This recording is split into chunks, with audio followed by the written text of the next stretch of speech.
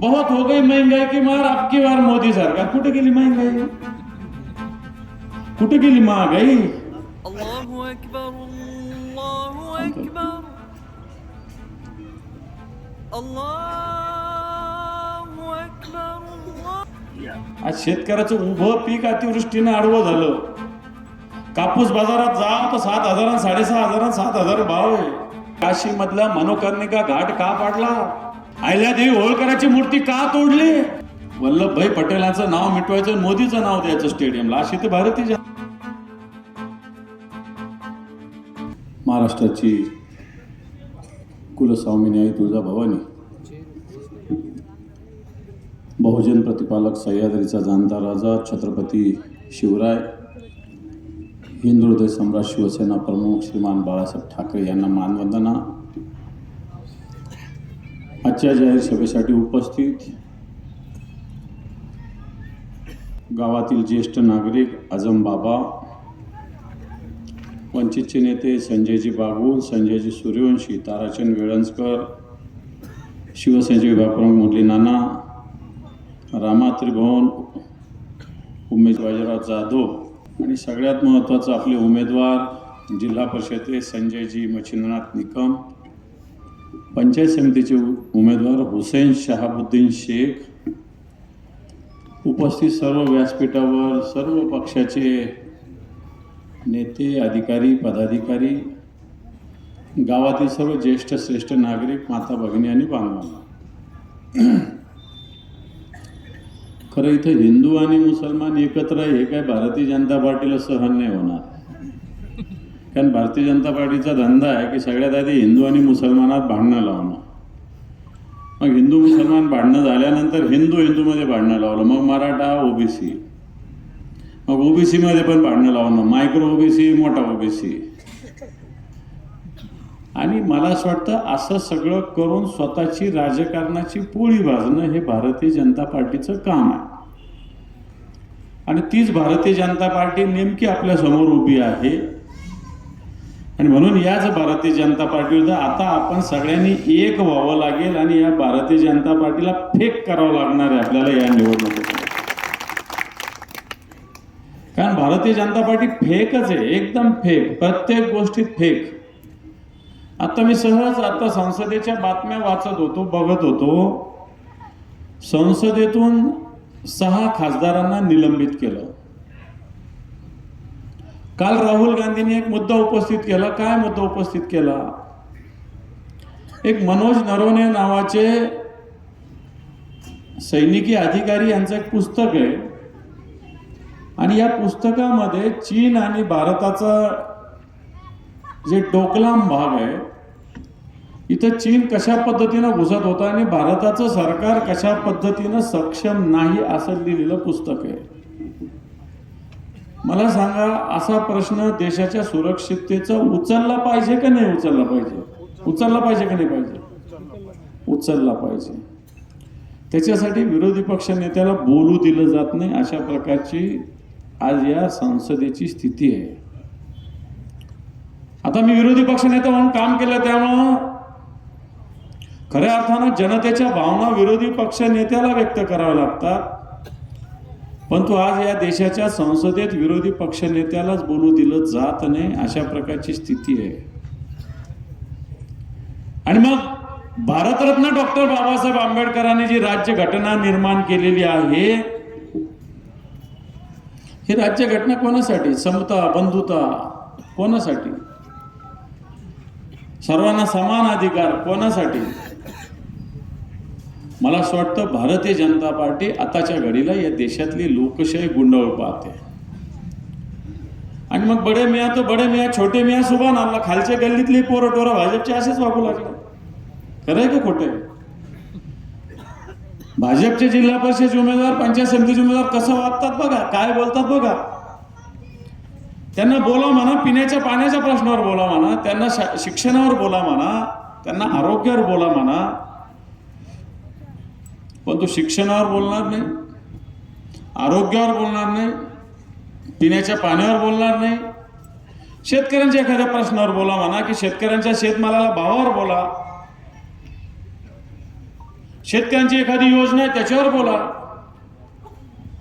परंतु काहीही बोलला नाही अशा प्रकारची भारतीय जनता पार्टी.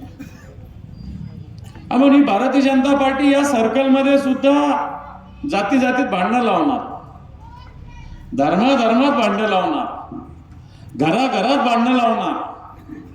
आणि म्हणून या भारतीय जनता पार्टीपासून सावध राहा. या भारतीय जनता पार्टीच्या कोणत्याही भूल थापाला बळी पडू नका. हे खोटं बोलणारे लोक आहेत. उठल्या पडल्या मोदी असेल की फडणवीस असो, खोट. बहुत हो गई महंगाई की मार, आपकी बार मोदी सरकार. कुठे गेली महंगाई? कुठे गेली महागाई? गोड तेल 150 रुपये, गॅस 1000 रुपये झाला, डाळी 150 रुपये झाल्या. आणि मग बहुत हो गई महंगाई की मार, आपकी बार मोदी सरकार आणून 12-11 वर्षात झालं काय? मग काँग्रेसच्या राज्यात बरं होतं. काँग्रेसच्या राज्यात तरी 350 रुपयाला सिलेंडर होता, आता 1000 रुपयाला सिलेंडर झालं. आणि म्हणून ही भारतीय जनता पार्टी बहुत हो गई महंगाई की मार, आपकी बार मोदी सरकार. शेतकऱ्यांसाठी विकास करणार, विकसित भारत. कुठला विकसित भारत आहे? आज शेतकऱ्याचं उभं पीक अतिवृष्टीनं आडवं झालं. कापूस बाजारात जा तर 7,000 6,500 7,000 भाव आहे. मका बाजारात न्या तर 1500-1600च्या वर नाही. कांदा बाजारात न्या तर 1000-1200 रुपये. किती? 700-800. म्हणजे 7 रुपये किलो, 8 रुपये किलो. मुंबईत काय भाव माहिती आहे कांदा? 70 रुपये 80 रुपये किलो. महापौर 70 रुपये 80 रुपये किलो कांदा मुंबईत आहे. माझा प्रश्नच आहे की जर 700 आणि 800 ने इथं खरेदी केलं तर तिथं 7,000 आणि 8,000 जर होत असेल तर ग्राहकाला स्वस्त मिळतो का? मिळतो का? जर 700-800 मुंबईत असेल तर आमच्याकडून 5,000 घ्या ना, 500-600 घ्या ना, 5,000-6,000 घ्या ना. परंतु शेतमालाला भाव नाही.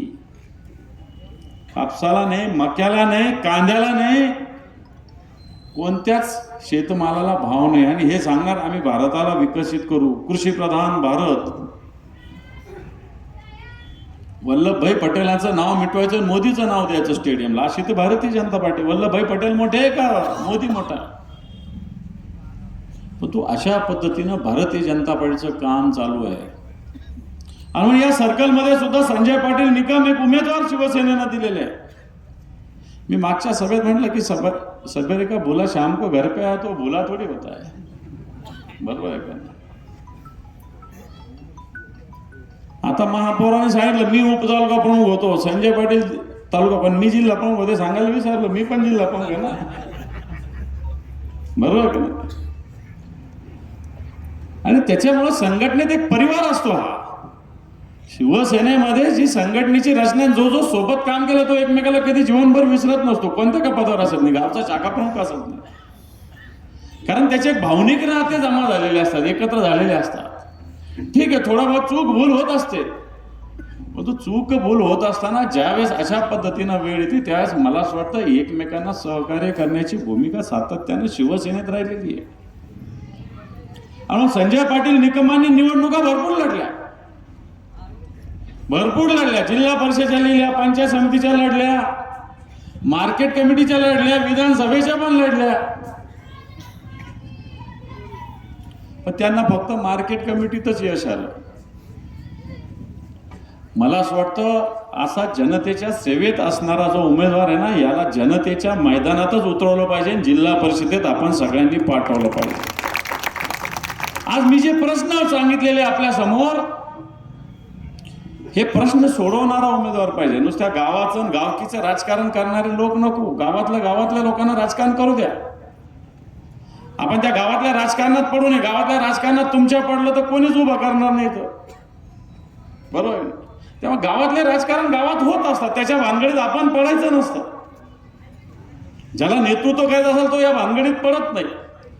परंतु जे कोणी लोक उभे आहेत हे गावातलं राजकारण करणारे लोक आहे, लक्षात ठेवा.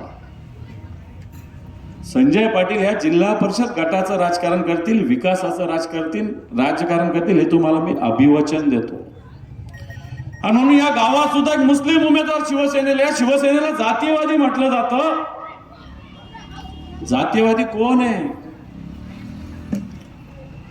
खोटा धर्मवाद फैलवतो कोण? अरे भारतीय जनता पार्टी एवढी हिंदुत्ववादी आहे ना, तर 15 दिवसापूर्वी काशी मधला मनोकर्णिका घाट का पाडला? अहिल्यादेवी होळकराची मूर्ती का तोडली? अहिल्यादेवी होळकर जिला पुण्यश्लोक आपण म्हणतो, या चोंडी गावच्या अहिल्यानगर मध्ये जन्मलेल्या, ज्यांनी अटके बार झेंडे लावले, मध्य प्रदेश असेल, उत्तर प्रदेश असेल, दिल्ली असेल, महाराष्ट्रात तर गावोगाव घाट बांधले, मंदिरं बांधले, यांनी काशीचा बांधलेला घाट भारतीय जनता पार्टीच्या सरकारने तोडला. अहिल्यादेवी होळकरांची मूर्ती तोडली, हे लोक हिंदुत्ववादी आहे? अरे अहिल्यादेवी होळकरांना आपण पुण्यश्लोक म्हणतो, पुण्यश्लोकचा अर्थ शोधा. आणि म्हणून ही भारतीय जनता पार्टी खऱ्या अर्थानं जातीयवादी आहे, धर्मात जाती जातीत भेद करणारी आहे, शेतकऱ्याला न्याय न देणारी आहे. अल्लाहु अकबर, अल्लाहु अकबर, थांबतो. अल्लाहु अकबर, अल्लाहु अकबर. अशहदु अन ला इलाहा इल्लल्लाह. ठेवा.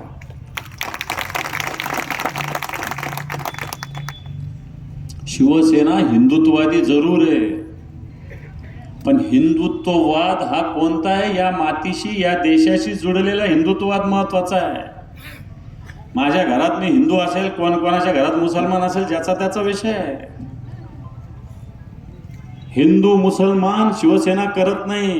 हिंदुत्ववादी आम्ही आहोत, पण मुसलमानाचे विरोधक नाही. भारतीय जनता पार्टीचे हिंदुत्व वेगळे, मुसलमानाला शिव्या द्या, मुसलमानाला अडवा, मुसलमानाला मारा, तर हिंदुत्ववादी.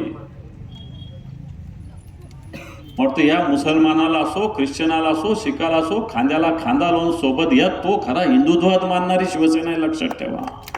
हे शिवसेना प्रमुख मान्य बाळासाहेब ठाकरेंचा प्रबोधनकाराचा हिंदुत्व आहे. आणि म्हणून अशा पद्धतीनं काम करणारे लोक जर समोर असतील, तर यांना नेस्तनाबूत या निवडणुकीत करा.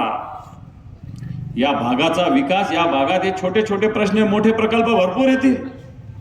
वैजापूरची MIDC येत राहील, पण तो सगळ्यात आधी आमच्या गावात पाणी आलं पाहिजे, आमच्या गावातली शाळा नीट असली पाहिजे, आमच्या गावातलं आरोग्य केंद्र नीट असलं पाहिजे. या विषय महत्वाचे आहे. गावागावात जातीय सलोखा असला पाहिजे, हा विषय महत्वाचा आहे. आणि म्हणून हा विषय घेऊन जाणारे उमेदवार संजय पाटील निकम आपल्या समोर शिवसेनेच्या वतीने उभे आहेत. या गावातलेच पंचायत समितीचे उमेदवार सुद्धा हुसेन शहाबुद्दीन शेख शिवसेनेने उभं केलेले आहेत. हे दोघं मशाल घेऊन उभे आहेत. आता आझम बाबांनी सांगितलं की मी भगवा घातलेला आहे.